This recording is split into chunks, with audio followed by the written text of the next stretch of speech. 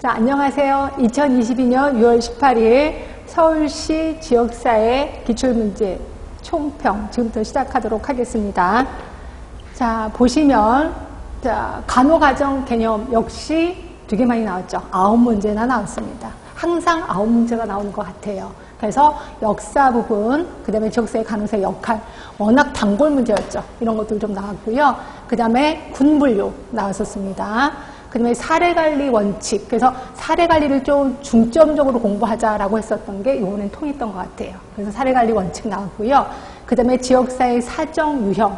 이게 잘 안 나오는 건데 좀 신경 쓰자라고 했는데 이것도 시험에 나왔었습니다. 하위체계 사정 나왔고요. 그 다음에 건강증진 모형 오랜만에 나왔습니다. 그리고 패치 모형. 얘도 요새는 좀 뜨고 있다라고 했는데 역시 기대를 저버리지는 않았습니다. 네, 평가 절차. 요번에 많이 힘들었던 게 요걸 거예요. 중재 수레바퀴 모델. 이게 좀 많이 힘들었을 겁니다. 좀 낯설었다라고 보시면 될 것 같고요. 자, 행정 부분에서 세 문제 나왔습니다. 이것도 역시 기대한 만큼 문제가 나왔다라고 보시면 되고요. 존 플라이라는 사람의 보건의료 체계, 특히 사회보장형, 여기 시험 문제 나왔었고요. 건강보험의 제도, 이거는 워낙 단골 문제여서 건강보험 같은 경우는 전체를 알아야지만 풀 수 있게끔 했는데 이것도 역시 전체를 알아야지 풀 수 있게끔 문제가 나왔습니다. 근데 노인장애형보험 워낙 단골 문제라서 이것도 가볍게 답을 풀었을 거고요. 역학 부분이 의외로 조금 나왔어요. 역학이 보통 3문제 이상은 나오는데 한 4문제까지 나올 수 있었는데 3문제 딱 나왔습니다. 특히 코로나19 때문에 그런지 위기경보, 경계 단계, 이게 시험 문제 나왔고요. 근데 환자 대조군 연구, 워낙 단골이었던 게 코호트 연구인데 코호트 연구보다는 환자 대조군 연구, 요게 좀 시험 문제 나왔었습니다. 그 다음에 타당도 계산하는 거, 특이도, 민감도, 예측도 다 계산해라. 이렇게 시험 문제 나왔을 겁니다. 그 다음에 환경, 안타깝게도 한 문제도 안 나왔고요. 산업도 한 문제 안 나왔습니다. 원래 산업이 한 문제 정도는 나왔거든요. 근데 이번에 안 나왔고 학교는 이제 문을 닫아야 될까 봐요. 학교는 계속해서 문제가 안 나옵니다. 근데 이제 보건교육이 2문제 정도 나왔어요. 이거는 이제 예상된 것보다 좀 더 많이 나온 겁니다. 보통 한 문제 정도 나오는데 2문제가 나와서 프로젝트 학습법 나왔고요. 그다음에 이제 보건교육 기법. 이게 이제 노인분들을 대상으로 보건교육을 할 때는 이렇게 해야 된다라는 그런 기법. 근데 이거는 상식 갖고 충분히 풀 수 있는 문제였었습니다. 그 다음에 이제 모자보건, 모성 사망비, 요게 조금 많이 힘들었을 것 같아요. 이것도 문제를 풀면서 다시 한번 설명을 드리겠습니다. 그 다음에 인구의 인구 변천 단계, 요것도 이제 그림을 바로 제시를 했고, 이거 이제 말 그대로 그 그림을 볼 수 있는 능력이 있느냐, 이런 것들이 좀 시험 문제 나왔었고요. 그 다음에 가족 사정 도구, 얘도 워낙 단골 문제여서 쉽게 답을 구할 수 있었을 거예요. 자, 다음 장면 보겠습니다. 자, 본격적으로 문제를 좀 들어가시면, 자, 워낙 유명한 전국 각지의 성교회에서 본격적인 간호사업이 시작됐는데, 여기서 힌트, 태화여자간. 여기 힌트였었죠. 그리고 20년대, 이것도 힌트긴 하는데, 여러분들이 연도를 잘 안 외우시니까 가장 큰 힌트는 태화여자간. 그러면 로선버그 기억하셔야 되겠죠. 그래서 로젠버그가 모자보건 사업을 한 거다라고 보시면 되고, 답은 1번입니다. 자, 그리고 여러분들한테 제가 유인물도 나눠드렸을 거예요. 유인물을 잠깐만 보시면, 자, 유인물에 로젠버그가 태화여자간에서 사업을 한 거, 그걸 쫙 써 있습니다. 우리 책에 그대로 있습니다. 그래서 인부 진료에서부터 가정 방문에, 그리고 여기는 태화여자간이 목욕탕도 있었다. 그때 당시에 목욕을 안 해서 워낙 질병이 많이 생겼기 때문에 무료 목욕탕도 운영을 했었습니다. 그리고 간호부, 그때는 간호부였거든요. 간호부의 위생강습도 한 게 이 태화여자간에서 굉장히 많은 사업을 했었다라고 표현을 했었습니다. 자, 두 번째 문제 보겠습니다. 자, 두 번째 문제 들어가면 이건 이제 지역사회 간호사의 역할이요. 워낙 단골 문제였고 이것도 너무 쉬웠었습니다. 이걸 다 읽지 않아도 보시면 보건소의 여러 사업을 통합적으로 분석해서 서비스 제공에 중복, 결핍이 없는지를 확인했다. 이게 힌트예요. 중복, 결핍이 없는지를 확인했다. 말 그대로 조종자의 역할을 한 거죠. 그래서 답은 4번인 거고 나머지는 답이 될 게 없습니다. 상담자, 변화 촉진자, 옹호자 이런 것은 답이 될 필요가 없는 거고 그리고 특히 특별히 예전에는 변화 촉진자, 옹호자가 시험 문제 좀 많이 나왔다면 요번에는 조종자 쪽에 문제가 나왔구나. 결국 이번에 문제들은요, 앞으로도 계속 문제풀이를 하겠지만 계속 기존에 나왔던 문제들이 아니라 거기다 사이드로 약간 빠진 문제들. 그래서 여러분들이 슬쩍슬쩍 지나간 문제들이 좀 나왔다는 거. 그래서 여러분들이 문제가 좀 어려웠겠구나라고 느끼기도 했겠구나라는 생각이 들었습니다. 하여튼 답은 조종자였고 어렵진 않았을 겁니다. 자, 그 다음에 3번 문제. 요게 좀 어려웠나요? 근데 이게 우리 책에도 그대로 그림이 있습니다. 그래서 유인물을 잠깐 보시면 유인물에 책에 있는 걸 그대로 제가 복사를 해놨습니다. 그래서 보시면 똑같은 문제예요. 그래서 A는 거기 보시면 요 A가 저위 정지기가 아니라 고위 정지기죠. 자, 그리고 B는 과도기적 성장 단계. 요거 맞아요. 그래서 답은 2번인 거고요. 그 다음에 C가 이쪽입니다. C는 저위정지기가 됩니다. 저위정지기. 그리고 D는 거기가 어디서 감태기죠. 감태기가 된 겁니다. 그래서 이거는 이거는 상식 갖고 풀 수 있는 문제가 아니고 외우셨어야 되는 겁니다. 결국 이거는 두 개의 모형이 합쳐진 건데 블레이커의 5단계, 그리고 또 하나가 노테스틴의 3단계, 요 두 개가 합쳐진 그림이다라고 보시면 돼요. 그래서 그림에 평상시에 좀 관심이 있었다면 이것도 역시 쉽게 답을 쓰긴 썼을 겁니다. 네, 그 다음 문제. 자, 보건소의 군분류요. 이거는 우리 보건소에서 근무하시는 분들은 상식처럼 접근해 들어가야 되는 게 요거거든요. 그래서 우리 보건소의 군분류는 정기관리군 있습니다. 그리고 집중관리군, 자기역량지원군 있고 건강관리자 지원군은 없습니다. 죄송하지만 대부분 보건소는 대부분 요 3개의 군으로 분류되고 있습니다. 그럼 이 중에서 정기관리군은 거기 보시면 자, 우리 유인물에도 있을 겁니다. 정기관리군은 자, 2-3개월이에요. 2-3개월마다 1회 방문이었고, 근데 6개월마다 1회니까 틀렸겠죠. 네, 집중관리군 이건 무조건 해오시라고 제가 얘기를 했는데, 이거는 2-4개월에 그 다음에 8회 방문입니다. 8회. 근데 3개월이니까 요 사이에 끼니까 괜찮겠죠. 그래서 답은 2번인 거고, 자기역량지원군 하면은 이게 4-6개월마다 1회예요. 근데 9개월에 했으니까 틀렸고, 건강관리지원군은 죄송하지만 없다라고 했고, 답은 변화 없이 2번이 됩니다. 자, 다음 문제. 사례관리 원칙입니다.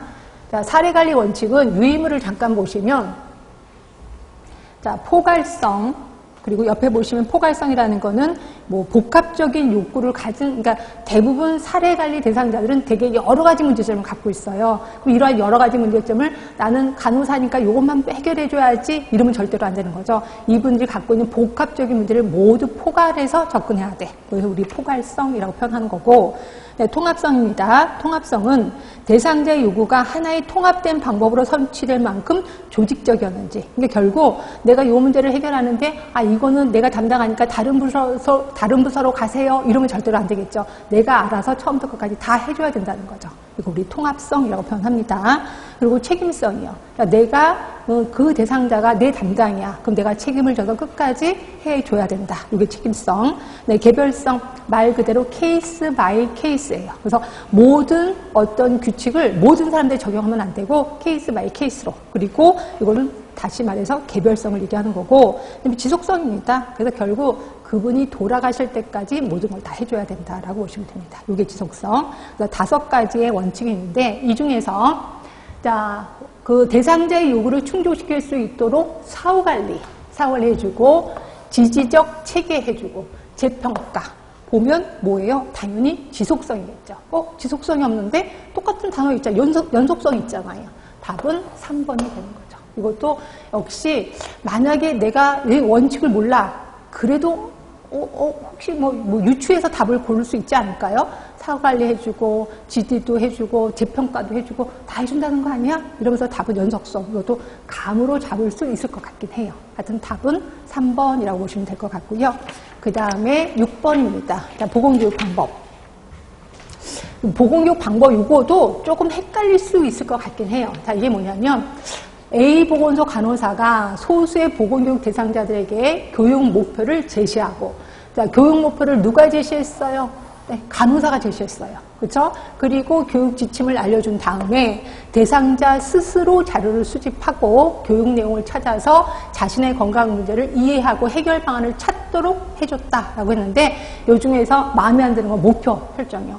목표 원래는 프로젝트 학습법 같은 경우는 내가 스스로 목표를 설정해서 내가 그 문제를 뭐 해결하기 위해서 자료를 수집하고 내가 스스로 뭔가를 문제 해결하는 거거든요. 그러니까 목표까지도 내가 설정을 해야 된단 말이야. 근데 여기 문제에서는 간호사가 목표를 제공한데 그럼 이거는 프로젝트 아니야? 라고 고민하셨던 분도 계실 거예요. 그런데 다른 보기를 보시면 플립 러닝, 시뮬레이션 당연히 아닌 거고 블렌디드 러닝 이걸 모르겠는데 이러면 이제 난리가 난 거죠. 근데 분명히 우리 수업 시간에 플립 러닝, 블렌디드 러닝 다 배웠습니다. 그래서 이걸 보는 순간 이건 절대로 아니야 라고 답이 느끼셔야 돼. 그래서 답은 역시 4번밖에 없겠구나라고 느끼셔야 됩니다. 그러면 플립 러닝은 뭔데? 블렌디드 러닝은 뭔데? 다시 한번 이거 유인물에 좀 써봤습니다. 자, 유인물에 보시면 자, 맨 처음에 플립 러닝이요. 자, 플립 러닝은 거꾸로 학습이야. 자, 거꾸로 학습. 예를 들어서 이런 거죠. 이건 대학에서도 하고 있습니다. 학생들한테 뭐 유튜브를 통하든 영상을 통하든 미리 공부하게 해요. 집에서 공부를 하게 하는 거죠. 그리고 와서 수업 시간에는 그 영상을 보고 느꼈던 것, 또 영상을 보고 느낀 아니면 궁금했던 거를 물어보는 거예요. 그럼 교수가 거기서 대답을 해주는 거죠. 결국 거꾸로 학습이야. 미리 공부해 오고 그 다음에 수업 시간에는 토론을 하는 거죠. 이걸 우리 플립 러닝이라고 하는 거고 앞만 봐도 이거랑 상관이 없는 겁니다. 그 다음에 시뮬레이션은 다 아실 것 같아서 설명 안 들어가고 자, 블렌디드 러닝. 자, 이거는 뭐냐면 면대면의 수업을 전자 형태의 수업으로 진행하는 거야. 결국 말 그대로 동영상, 영상으로 수업을 하는 거예요. 이걸 우리 블렌디드 러닝이라고 표현하고 있습니다. 그렇죠? 그러니까 뭐 꼭 굳이 강의실에 가서 강의하는 게 아니라 그냥 영상을 보고 그러니까 요새 많이 하는 줌 수업이라고 생각하시면 됩니다. 그래서 줌을 통해서 수업을 하는 거 이거를 우리 블렌디드 러닝이라고 하는 거죠. 그래서 아무리 봐도 이거랑 상관이 없어요. 그래서 답은 4번을 선택할 수밖에 없다라고 보시면 됩니다. 자, 그 다음에 7번 문제 들어갈게요. 자, 우리나라 감염병의 위기경보 단계입니다. 자, 위기경보 단계 혹시 모르실까봐 제가 유의물을 써놨습니다. 자, 1단계가 관심 단계. 요거는 해외에 신종 감염병이 발생한 거예요. 근데 아직까지 우리나라에 들어온 건 아닙니다. 이걸 우리 관심 단계, 블루 단계라고 하는 거고 2단계가 드디어 해외에 그 신종 감염병이 우리나라로 들어온 거예요. 이걸 주의 단계라고 표현하고 있습니다. 아직까지 우리나라에 유행하진 않았어요. 3단계 경계입니다. 경계는 해외 신종 감염병이 국내 유입 후에 타 지역으로 전파를 한 거야. 그리고 타 지역, 다른 지역 사이로 전파를 한 거죠. 이걸 우리 경계 단계라고 보는 거고, 심각 단계는 다른 지역으로 전국적으로 확산을 한 거예요. 이게 심각 단계. 자, 그러다 보니까, 자, 보시면 국내 유입된 해외 신종 감염병이 제한적으로 전파됐어. 결국 우리나라에 들어왔다는 거죠. 들어오고 또 전파됐다는 거니까 다른 지역으로 조금 전파가 된 것 같긴 해. 근데 아직까지 유행까지는 아닌 것 같아요. 자, 국내 원인 불명 제출형 감염병이 지역사회 전파가 일어난 거예요. 아직까지 확산된 건 아니에요. 그러니까 답은 당연히 경계 단계다 이렇게 보시면 돼요. 그래서 이거는 그 단계를 다 알아야지 문제를 풀 수 있는 풀 수 있는 문제구나라고 생각하시면 되고요. 이런 거를 만약에 귀찮아, 나 안 할래라고 했으면 답을 못 썼겠죠. 그러나 이것까지도 신경을 쓰셨다면 답은 수월하게 썼을 겁니다. 예, 다음 단계.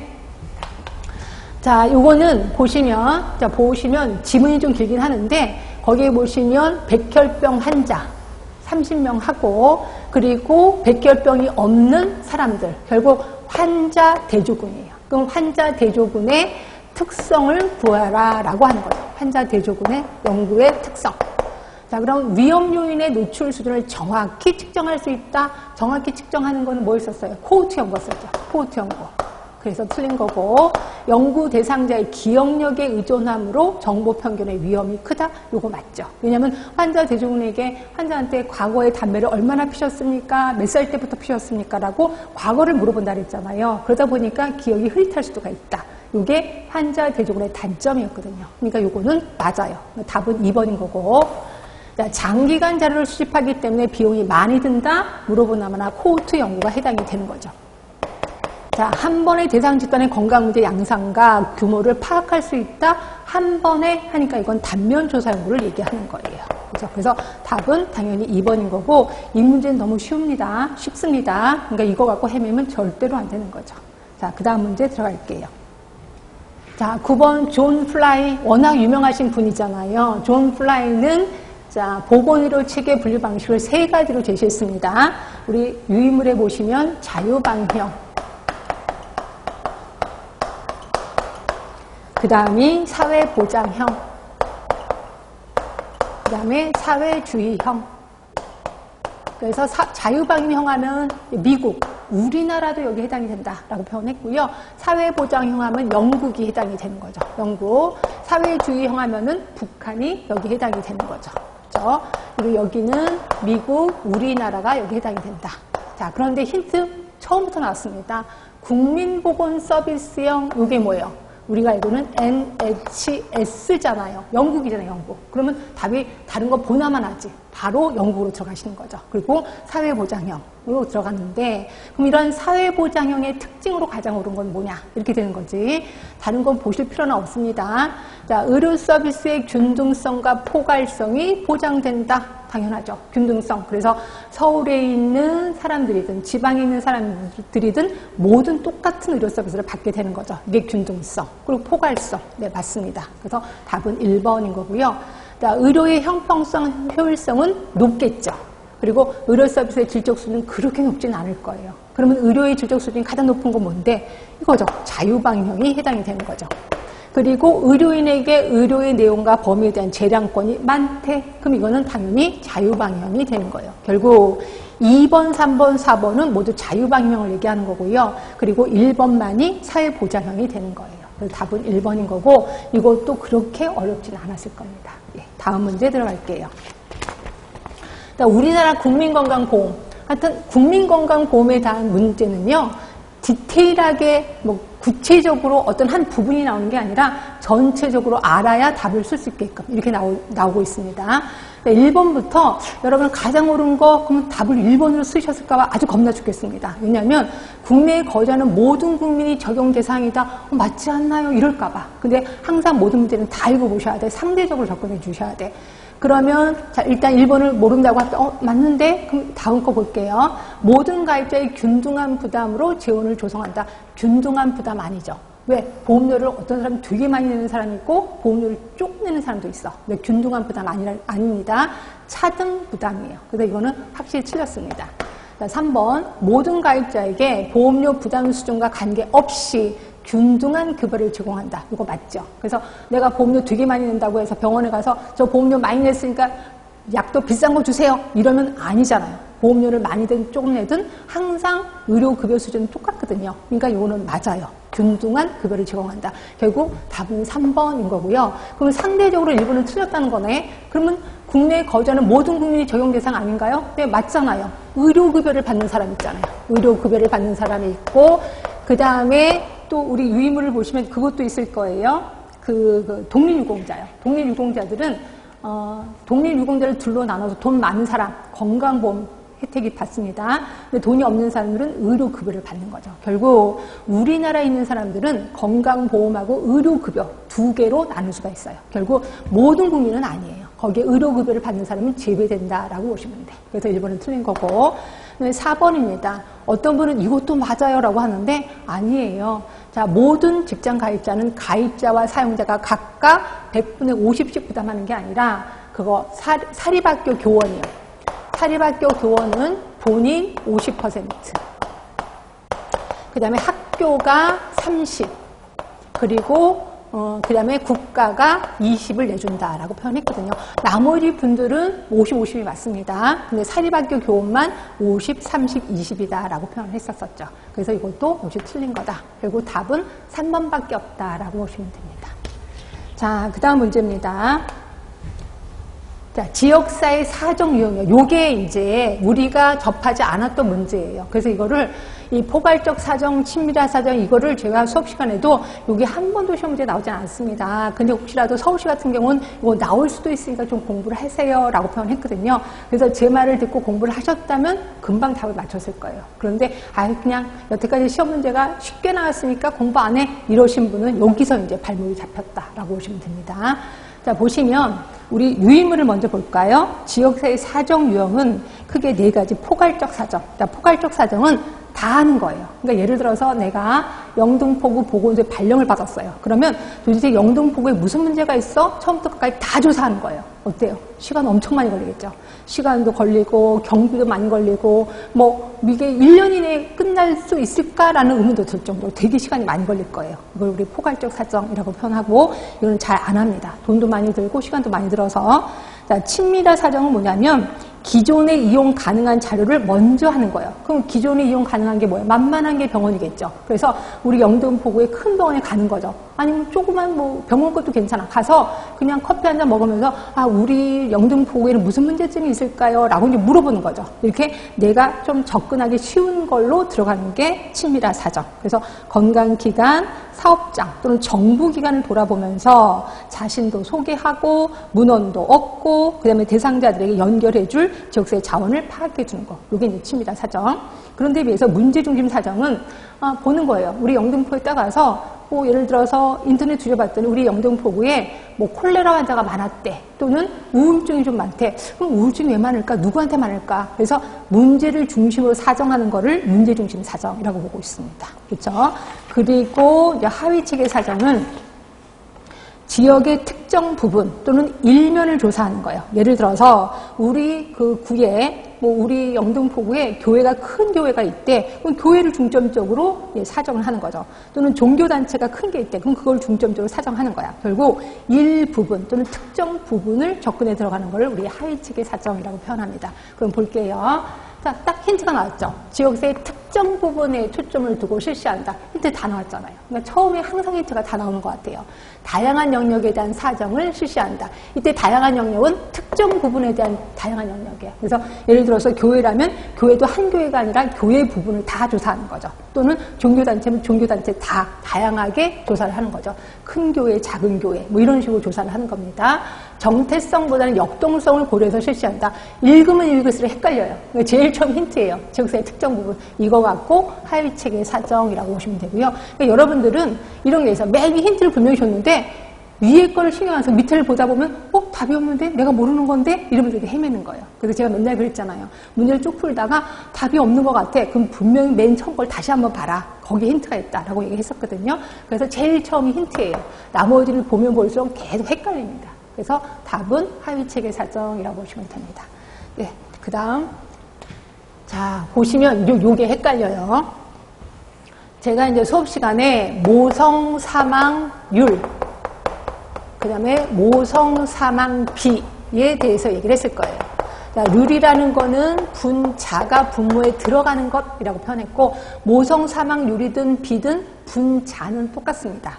임신, 출산, 산욕기, 합병증으로 죽은 부인의 수예요. 합병증으로 죽은 부인의 수.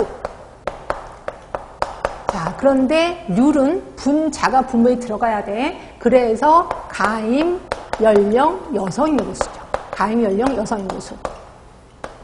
그런데 비해서 모성 사망비는 분자하고 분모가 전혀 다른 겁니다. 그래서 모성 사망비의 분모는 출생아 수예요. 출생아 수. 근데 대부분 제가 1000이든 100이든 신경 쓰지 마라 라고 얘기를 했습니다. 대부분 1000을 쓰거든요. 그런데 이 문제를 잠깐 보시면 모성사망 측정을 위해 개발된 지표 중에 가장 많이 사용되는 모성사망비는 특정 연도 출생아 몇 명당 같은 해 임신, 출산, 산욕으로 인한 모성사망자 수로 표시됐다라고 하는데 그러면 여러분들은 1000 아니야? 라고 했는데 제가 그랬잖아요. 헬스플랜 2030 되게 중요하다. 근데 헬스플랜 2030에서 여성의 대표 지표가 모성사망비였거든요. 자, 유임을 보시면 돼. 모성사망비는 대표 지표인데 거기에 가로 안에 출생아 10만 명당이라고 보면 써놨습니다. 그래서 제가 헬스플랜 2030 할 때 혹시라도 이거 물어보면 출생아 10만 명당이라는 걸 좀 기억을 해라. 중요하니까 이걸 써놨으니까. 그리고 이거 갖고 우리 공식도 만들었잖아요. 출생아 수분에 그 다음에 임신, 출산, 산욕이 합병적으로 죽은 부인의 수 곱하기 10만 이라고 분명히 얘기를 했거든요. 그래서 요거예요. 요거에 대한 게 그대로 나온 거야. 출생아 10만 명당 이렇게 보시면 되죠. 그래서 답은 4번이 되는 겁니다. 그래서 요게 여러분들 아무 생각 없이 1000 했을까봐 이거 좀 걱정이 되긴 합니다. 하여튼 답은 4번이라고 보시면 되고 자, 그 다음에 13번 이론입니다. 근데 너무 쉽지 않아요? 자, 처음에는 사회인지 이런 기대가 지금 이거 잘 모르겠는데 이렇게 넘어가신 분 있을 거예요. 근데 제가 요 일어날 때 뭐를 기억해라고 했냐면 행위와 관련된 인지와 감정. 요거 꼭 외워라. 요거 보기 중에 그대로 나온다. 만약에 보기 중에 요거 나오면 이게 뭐야 이러지 마시고 요거 나오면 무조건 건강증진 모형 기억하시라고 얘기를 했잖아요. 우리 건강증진 모형은 왼쪽, 가운데, 오른쪽이 있는데 왼쪽은 별로 중요한 거 없다. 그래서 신경 쓰지 마라 라고 얘기를 했고 가운데가 중요하다. 가운데는 중요한데 얼마나 중요하면 제목까지 외워라 라고 얘기도 했었을 거예요. 그 제목이 뭐였었냐면 행위와 관련된 인지와 감정이라고 표현했었거든요. 이게 그대로 나온 거예요. 그렇죠? 그러니까 힌트 두 번째가 힌트였구나 라고 보시면 되고 그 다음에 질병 예방 행동에 그치지 않고 건강을 강화하는 행위까지 확장되고 전생에 걸쳐 적용할 수 있다. 그래서 말 그대로 건강 증진 모형은 이런 거지 뭐 어떤 사람은 되게 뚱뚱한데도 운동을 안 하고 어떤 사람은 되게 말랐는데도 운동을 해. 어떤 사람이 운동을 할까? 요거에 딱 맞는 모형, 요 모형이라고 했습니다. 그렇죠? 그래서 뭐 위에 있는 문장, 밑에 있는 문장 힌트가 아니라 요 가운데 행위와 관련된 인지와 감정 갖고도 답은 건강증진 모형을 선택하셔야 되는 거죠. 답은 2번이에요. 자, 그 다음 자, 요 모형 우리 가족 건강 사정 도구 중에 요거 뭐예요? 사회 지지도죠. 사회 지지도. 그러니까 이거 보고 나서 이 측정 사정 도구 보고 나서 사정 도구 딱 보고 나서 사회 지지도라는 말이 생각이 안 나. 그러면 이제 끝난 거다. 이렇게 생각하시면 돼요. 워낙 유명한 사정 도구니까 사회 지지도 생각이 나실 거고 요거에 대한 설명으로 가장 올바른 것이라고 보시면 돼. 자, 가족의 적응력, 협력성, 성자성, 애정성을 확인할 수 있는 거, 요게 뭐냐면, 가족 밀착도죠. 가족 밀착도. 자, 그 다음에 가족 구성원들과 외부 체계와의 접촉, 지지, 스트레스를 파악할 수 있는 거, 요게 외부 체계도. 그 다음에 가족 구성원 중 한 명을 중심으로 가족, 친척, 이웃. 한 명을 중심으로 가족, 친척, 이웃 다 나왔잖아요. 그렇죠? 그러니까 이거를 모르더라도 요 그림을 보면 다 나오잖아. 한 명을 대상으로 가족, 친척, 이웃 다 나오잖아요. 결국 답은 3번이 되는 거죠. 그리고 3번이고 사회 지지도를 얘기하는 겁니다. 그러면 4번은 뭔데요? 자, 가족에 대한 정보를 도식화해서 가족의 질병력, 상호관계를 확인할 수 있는 거. 말 그대로 이거 기억하시나요? 부모가 있고, 그렇죠? 부부가 있고, 그 다음에 위에 있고, 또 밑에 자식들 있고 했었던 거. 3대를 제시하고 있는 거. 뭐요? 가계도를 얘기하는 거죠. 가계도입니다. 가계도. 자, 요거를 얘기하고 답은 당연히 사회지도인 요 3번이 답이 되는 거죠. 이건 아주 쉬운 문제입니다. 자, 그 다음 문제요. 자, 노인장기요양보험. 노인장기요양보험은 제가 뭐라 그랬어요? 급여에 대해서 좀 신경을 쓰자라고 얘기를 했고, 급여에는 크게 재가급여가 있고, 그 다음에 시설급여가 있고, 또 하나가 특별 현금급여가 있다라고 표현했거든요. 근데 이 중에서 재가급여는 꼭 외우자. 이게 시험에 엄청 많이 나온다라고 표현했고, 역시 재가급여 중에 하나를 얘기하는 거예요. 그럼 재가급여의 종류는 뭐가 있는데? 방문요양, 그래서 요양보호사가 가서 뭐 청소도 해드리고 빨래도 해드리고 음식도 해드리고 그렇죠? 말벗도 해드리고 이게 방문요양. 그다음에 간호사가 가서 뭔가를 하는 거를 방문간호라고 표현했죠. 그리고 또 목욕하는 거 가서 목욕시켜드리는 거 방문목욕이 있었습니다. 방문목욕. 그 다음에 그거 있었죠. 하루 중에 오전 동안, 오후 동안 이제 관리를 해드리는 거. 주야간 보호센터 있었었고, 그 다음에 내가 딸이랑 같이 살고 있는데 딸이 출장을 갔어. 그동안 나 혼자 있으면 안 되잖아요. 그래서 단기간 동안에 보호해주는 단기 보호시설이 있었었죠. 자, 이 중에서 시험 문제. 자, 갑씨는 자신의 집에 방문해서, 그 다음에 자신의 신체 활동과 가사를 지원해줬대. 그럼 당연히 방문 요양을 얘기하는 거죠. 답은 1번. 이것도 아주 쉬운 문제입니다. 그 다음에 16번이요. 이거죠. 예전에는 특이도가 어떻게 되느냐, 민감도가 어떻게 되느냐 물어봤는데 이건 아예 다 물어봤어, 그냥. 그렇죠? 그래서 다 물어보고 이게 서울시입니다. 서울시는 이렇게 매력이 있어요. 그러니까 한 문제를 통해서 다 계산하라는 거죠. 자, 보시면 그런데도 감사한 게 뭐냐면 수치가 안 나와서 식만 나왔어. 그러니까 굳이 계산을 할 시간을 버는 거죠. 말 그대로. 자, 특이도 하면은 뭐예요? 환자를 본 게 아니라 건강한 사람을 건강한 사람 받느냐. 그래서 제가 특이해서 병이 안 걸렸다. 이렇게 외우라고 했잖아요. 그럼 건강한 사람을 받느냐. 결국 건강한 사람 170. 이거를 건강한 사람 받느냐 155. 결국 155를 170으로 나누면 되는 거죠. 이게 특이도. 자, 민감도는 아픈 환자를 받느냐. 결국 환자가 50입니다. 50, 환자를 본 게 45죠. 45분의 50. 답 맞았죠? 민감도입니다. 그렇죠? 자, 양성 예측도는 양성으로 나온 사람 중에 진짜 환자가 누구냐? 양성으로 나온 사람 60분의 진짜 환자 45. 네, 틀렸습니다. 음성 예측도는 음성으로 나온 사람 중에 진짜 환자가 아닌 사람, 요걸 얘기하는 거죠. 그리고 155를 160으로 나누면 되는 거죠. 그리고 답은 변함없이 2번이 됩니다. 자, 다음 문제요. 자, 패치 모형이에요. 제가 패치 모형은 요새 좀 뜨고 있다. 근데 패치 모형은 시험 문제 어떻게 나오냐면 순서가 나온다라고 표현했거든요. 그래서 첫 번째 단계, 두 번째 단계, 그래서 대부분 첫 번째 단계, 두 번째 단계를 좀 기억을 해라라고 얘기를 했고, 근데 서울시 보세요. 다 나왔어요. 단계가 다 나온 거예요.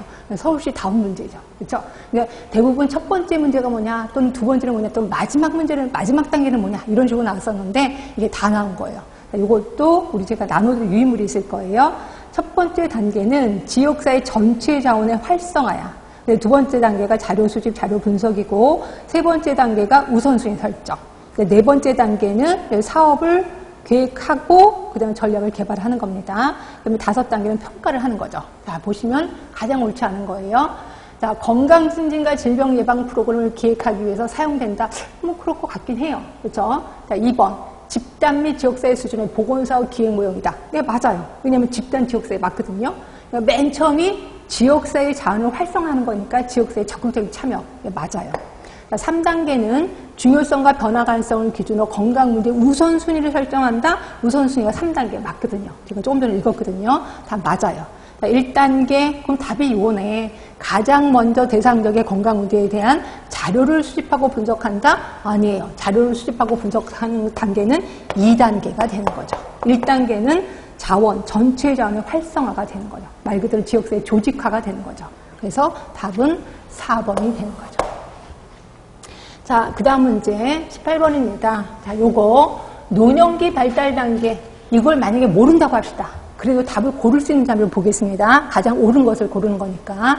자, 지각 능력이 저하돼요. 그러니까 노인분이 되면 시력도 잘 안 보이고, 그러니까 노란색을 잘 못 보는 거잖아요. 시력도 잘 안 보이고, 귀도 잘 안 들려요. 그리고 감각도 좀 둔해져요.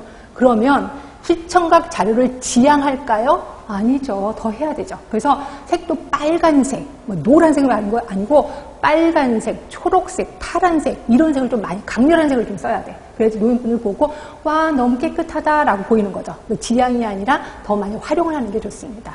그 다음에 기억 증강을 위해서 토론과 강의 중심 왠지 아닐 거라는 느낌이 드셔야 돼. 왜냐하면 기억을 증강시키기 위해서 프로그램을 활용해야 돼. 어떤 프로그램?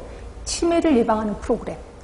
또는 머리를 맑게 하는 프로그램이 되게 많이 발달되어 있거든요. 그 프로그램, 그래서 예를 들어서 그림을 그리게 한다거나, 또는 어떤 조각을 맞히게 한다거나, 손가락을 움직일 수 있는 그런 프로그램을 활용해야 되는 거죠. 토론 강의 왠지 아닐 거라는 느낌이 들어야 돼. 이것도 아닌 거고. 자, 테스트에 대한 불안감이 감소함으로, 제가 수업 시간에 그랬을걸요. 노인분들은 되게 불안해한다. 그래서 제가 가르쳐드리고 바로 질문을 했을 때 답이 틀려. 아이고 틀리셨습니다 라고 하면은 노인분은 개망신 당했네 이러면서 다시는 안 와 이런다고 얘기를 했잖아요. 그 노인분들은 절대로 물어보면 안 돼요. 그리고 물어보고 나서 아 틀리셨는데요 안타깝네요 이러면 하면 망신당했다고 생각을 해요. 그래서 절대로 안 됩니다. 결국 테스트에 대한 불안감이 증가돼요. 그래서 교육 중간중간에 개별적인 질문을 하면 안 돼요. 그래서 3번도 여기서 틀린 거고, 답은 4번밖에 없어요. 이전에 가지고 있던 상징이나 단어로 인해 새로운 학습에 혼돈이 있는 점을 고려한다. 맞잖아요. 그 전에 있었던 그분이 갖고 있던 상징이 있을 거야. 예를 들어서 검은색 하면은 노인분들은 그래요. 이건 저승사자색이라고 하는데 요새는 또 검은색을 되게 세련된 색이라고 얘기를 하잖아요. 그 노인분들한테 검은색은 세련된 색이에요 라고 하면 노인분들은 아닌데 내가 알고 있는 거랑 다른데 라고 혼돈스럽다는 거죠. 그래서 이런 것을 꼭 얘기해 주셔야 돼. 여러분들은 검은색을 뭐 저승사자색이라고 하지만 아닙니다. 요즘 그렇지 않습니다. 라고 꼭 얘기를 해 주셔야 되거든요. 결국 답은 4번이 답이 되는 거예요. 그래서 이거는 그냥 상식선에서 접근하면 괜찮은 것 같긴 한데 제가 유의문을 좀 제시를 했습니다. 유의문을 보시면 지각 능력이 저하되므로 푸른색, 보라색, 녹색 등의 색보다는 빨강, 검정, 진해색의 색을 이용해서 시청강 자료를 사용하도록 해라. 그래서 검정색도 아주 진한 검정색을 사용하면 되게 좋아하십니다. 그 다음에 두 번째는 치매 예방과 기억 증강을 위해서 여러 가지 인지건강 프로그램을 좀 사용하라는 거죠. 그래서 예를 들어서 뭐 언어 능력, 시공간 능력. 그래서 언어 능력을 위해서 말 그대로 단어 맞추기, 낱말 맞추기 이건 또 괜찮고요. 시공간 능력을 위해서 말 그대로 뭐 건물 이렇게 그러니까 도용을 많이 이용하는 것도 좋습니다. 그 다음에 집행 능력 이런 것들도 유지하라는 거죠. 그다음에 테스트에 대한 불안감이 증가가 되기 때문에 개별 질문은 삼가하도록 해라 라고 되어 있는 거고 그다음에 또 하나가 교육적 태도를 버리라는 거죠. 그러니까 내가 가르치는 사람이니까 내가 선생이야 이러면서 권위의식을 가지면 안 되고 교사도 함께 학습을 해라 라고 되어 있는 거예요. 그 다음에 상호 교류적인 분위기를 조성해서 학습 대상자가 거꾸로 질문하게 하는 거 가장 좋습니다. 그래서 제일 좋은 게 할머니, 할아버지들이 저한테 질문을 하는 게 가장 좋은 수업이다라고 보시면 될 것 같고요. 그 다음에 마지막에 보시면 복잡한 문장 구조를 피하고 짧고 간단한 문장 그리고 예시, 유추법 등을 사용하는 것이 좋다라고 되어 있습니다. 이거는 여러분 나중에 보건소 가셔도 도움이 많이 되는 교육기법이라고 생각하시면 될 것 같고요. 자, 다음 문자에 자, 사업 평가 절차요. 이거 시험 문제 워낙 많이 나온다고. 그래서 제가 요거는 아예 외우자라고 했었던 거 기억하실 겁니다. 평가 절차. 그래서 맨 처음에 보시면은 평가 절차가 자, 제일 처음 해야 되는 게 이거죠. 자, 평가 대상의 기준을 결정하시는 게 제일 처음이에요. 그 다음에 두 번째가 이제 자료를 수집해야 되겠죠. 그 다음에 세 번째는 자료를 수집하고 나면 설정된 목표의 현재 상태를 비교합니다. 세 번째. 네 번째는 목표 도달 정도의 판단과 분석을 하시는 거죠. 마지막에 재계획 수립을 하시는 거죠. 그래서 답은 3번이 됩니다. 3번. 이거는 너무 쉬워서 이런 거 틀으시면 절대로 안 됩니다. 그 다음에 20번이요. 요게 많이 힘드셨을 거예요. 20번. 자, 요거는 유인물을 좀 보겠습니다. 자, 유인물을 보시면 중재 수레바퀴 모델이라고 해서요. 자, 가정간호, 학교보건, 산업간호 등의 각 지역사회 간호 영역에서 나온 200개의 중재, 그러니까 200개의 중재가 있을 거 아니에요. 그 중에서 공통점 17개를 뽑은 거예요. 17개를 뽑아서 17개, 그러니까 말 그대로 지역사회에 딱 좋은 중재가 17개가 있다는 거죠. 그래서 이거는 인구 중심적인 보건실무를 시각한 거고 요 세 가지 수준, 다시 말해서 개인, 집단 전체 모두에게 적용되는 게 이 중재 수레바퀴 모델이라고 보시면 되고 또 17개가 쫙 나와 있습니다. 이 중에서 시험 문제 나온 거는 아웃리치예요. 아웃리치. 보건의료 서비스에 대한 접근성이 낮은 위험군이나 관심 인구 집단을 찾고 건강 문제의 원인 문제 해결 방법, 서비스 이용법 등의 정보를 제공하는 거 결국 가장 열악한 집단을 찾는 거예요. 뭐 군대로 하면 관심사병이라고 할까요? 그 사람을 찾아. 그래서 그 사람이 갖고 있는 문제를 다 해결해 주는 거죠. 이걸 아웃리치라고 하는 건데 이게 시험 문제 나온 거예요. 자, 보실게요. A구는 경제소득이 높은 도시 지역이래요.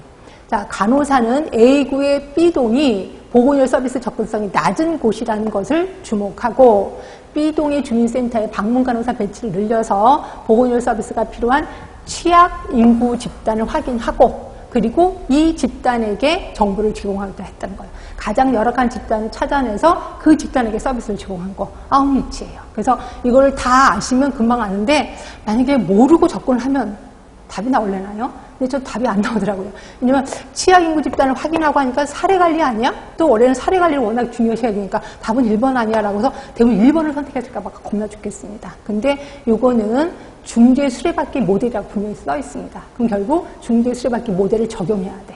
그러면 답은 아웃리치가 되는 거죠. 그래서 저는 이 문제를 보고 굉장히 반성 많이 했습니다. 그리고 저 앞으로도 더 많이 연구하고 더 많이 분석하고 그래서 여러분들이 수험장에 가서 낯선 문제가 없도록 더욱더 노력해야 되겠구나라는 생각을 좀 했습니다. 자, 여기까지 우리 서울시에서 제공하고 있는 기출문제 총평 끝났습니다.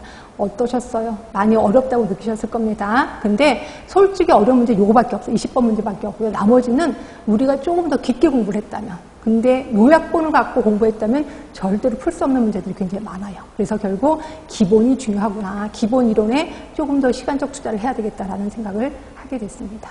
자, 지금까지 지역사회 김희영이었습니다.